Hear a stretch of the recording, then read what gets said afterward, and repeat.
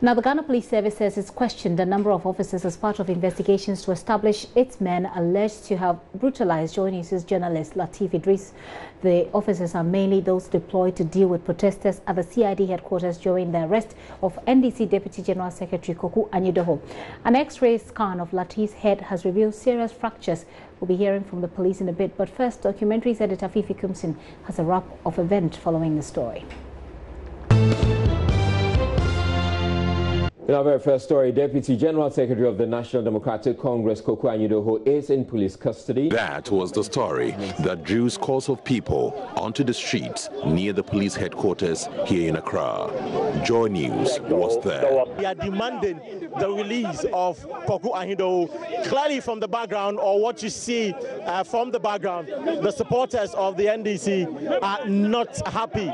They are not happy with the situation. But while our reporters went about their work, telling the world about the development, JoyNews' Lateef Idris was attacked, not by protesters, but by the police. He slapped me and then pushed me towards a crowd of police personnel who are gathered at the entrance of the headquarters. And that was it. All of them, not asking any question, what have you done? They all started beating me up, pushed me in. My camera technician, I shouted and asked him to start filming. Just when he raised his camera to film, they approached him, snatched the camera from him and pushed him away. Then they pushed me inside. That was it. Everybody started pouncing on me.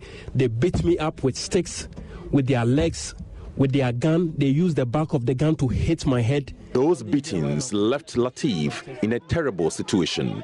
He's now living with fractures in his skull. CT scan of my skull and my brain.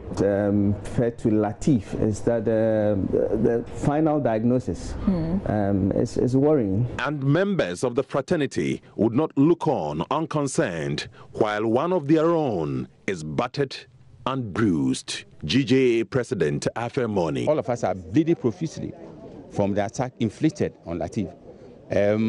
Our meeting, after meeting the IGP, we shall unfold our next line of action. CEO of the Chamber of Telecommunications, Ken Ashigbe. The attack on journalists is the attack on the media freedoms of our very selves as Ghanaians.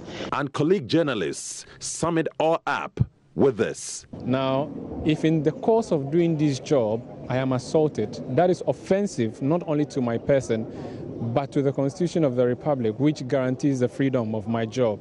Our job is guaranteed in a whole article in the 1992 Constitution. Now, it's unacceptable and must be condemned in all, in all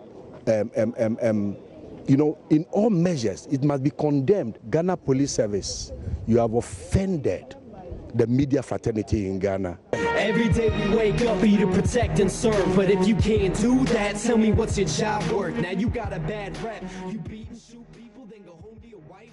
Can you...